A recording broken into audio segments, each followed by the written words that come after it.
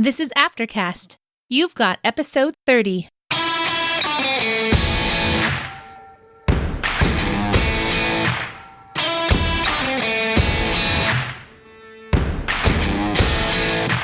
Hello, this is Brandy Bensel, and I am pleased to welcome you to Aftercast, the audio companion to the Afterthoughts blog.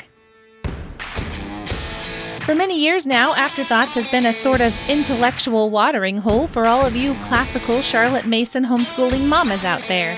I like to call you Afterthinkers. You are thinking people, idea people, who never let a good book go to waste. You keep yourselves intellectually agile by reading books, often old books, and seeking out the best that has been thought and said and mixing it into your everyday lives of laundry and dishes and dinner and long division.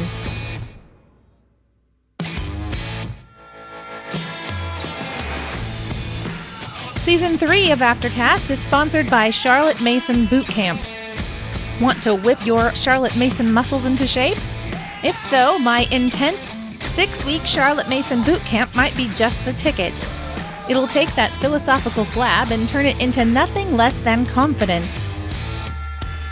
I offer 3 sessions of Charlotte Mason Boot Camp per year, spring, summer, and fall. In 2019, I'm doing something extra special. I'm offering 2-week intensives, deep dives into some part of Charlotte Mason's philosophy, and it's available only to Charlotte Mason Boot Camp alumni. You know you want in, so to get on the Charlotte Mason Boot Camp interest list, go to afterthoughtsblog.net/cmbootcamp and sign up.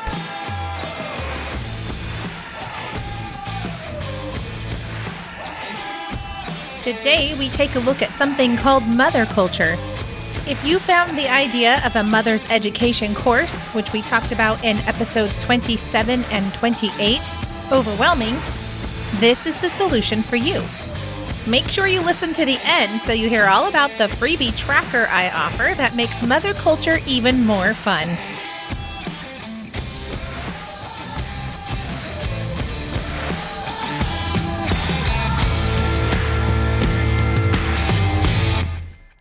On mother culture. This series wouldn't be complete without mother culture. After all, we've talked about Miss Mason's continuing self-education and how she educated her teachers, the mother's education course, and more.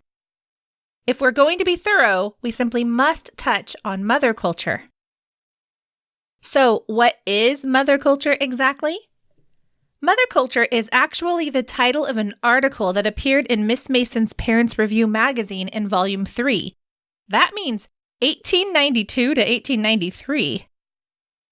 I've seen the term thrown around elsewhere, but for our purposes, since our interests here are historical, we're going to take our description straight from the original article.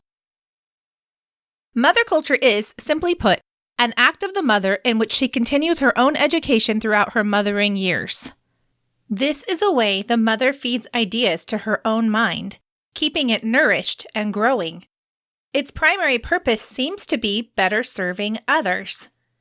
Quote, "There is no sadder sight in life than a mother who has so used herself up in her children's childhood that she has nothing to give them in their youth. If the mother keeps growing, she continually has something to offer to her children. Quote, though she may do much for her children, she cannot do all she might if she, as they, were growing." The article leaves no room for a mother who says that she is just so busy that she does not have time for reading and learning. Quote, "They not only starve their minds, but they do it deliberately and with a sense of self-sacrifice which seems to supply ample justification." So, how much time should be devoted to mother culture? The article recommends 30 minutes out of every 24 hours. Quote, "Can any of us say till we have tried, not for 1 week, but for 1 whole year, day after day, that we cannot get 1/2 hour out of the 24 for mother culture? 1/2 hour in which we can read, think, or remember?" Does mother culture have a curriculum? Here is a description I'm sure you will all find pleasant and welcome. Quote, "The wisest woman I ever knew, the best wife, the best mother, the best mistress, the best friend, told me once when I asked her how, with her weak health and many calls upon her time, she managed to read so much. Quote, I always keep 3 books going, a stiff book, a moderately easy book, and a novel, and I always take up the one I feel fit for. Some of you look at the Mother's Education course and you can't wait for something like that. But I know that others of you look at it and it's just another insurmountable thing you can't do. I've been in both camps. I didn't read anything other than my Bible the first year that I was a mother. I was just so overwhelmed and lonely. By the end of that year, I knew it would be the death of me if I continued that behavior, so I started reading again. When I had lots of really young children, the MEC would have overwhelmed me too. But I had a stack of books, usually at least 7 because I tend to be overboard with the book stack. And I did what this article advised. I picked up what I felt I was able to read. I read while nursing or rocking a baby, basically whenever it was possible. I read when I had time alone. It helped. I was me again. I had thoughts in my brain that were bigger than diapering and feeding and changing and all the minutiae of daily life with babies that we can lose ourselves in. The higher thoughts were a lever that lifted me up and helped me see a bigger picture than my small self with its small personal concerns. Now my children are older. A curriculum has been good for me. I've read through all of the first 6 years of Ambleside Online, and actually I can say now, because I wrote this 4 years ago, I have read through all of the first 10 years of Ambleside Online with my oldest child, and it has been an absolute joy.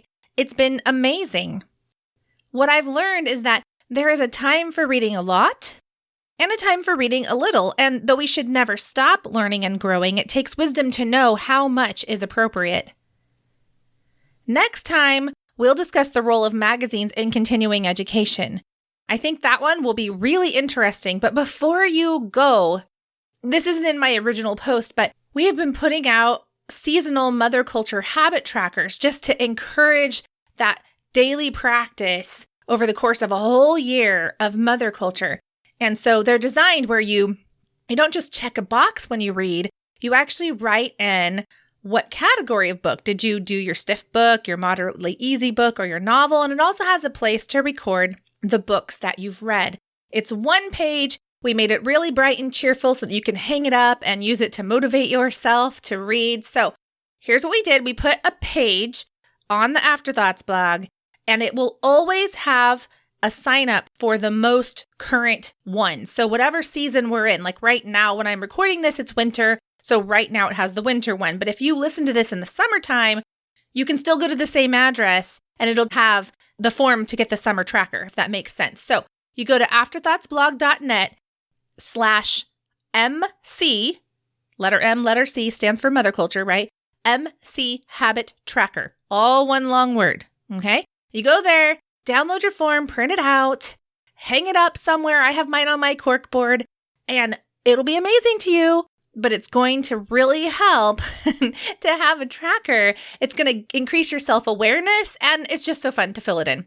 So anyway, go there, enjoy it, and we'll be back next week with something new.